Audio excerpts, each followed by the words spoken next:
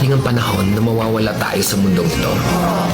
At kapag dumating ang panahon na yun, hindi mahalaga sa kung gaano karami ng pera ang naipon mo sa bangko.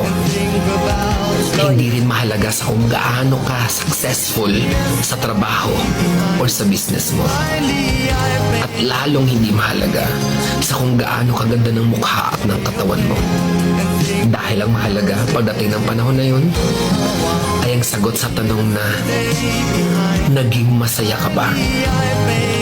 Nagawa mo ba ang kagustuhan ng puso mo kahit pag-gaano ka malito sa mata ng mundo?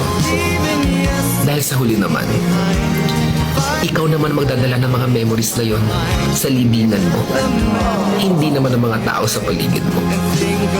So make sure na bago pa dumating ang panahon na aalis na tayo sa mundong ito, siguraduhin mo sa sarili mo na magiging masaya ka at magagawa mo ang kagustuhan ng puso mo kahit pag-aano ka kontra ng mga tao sa mundo.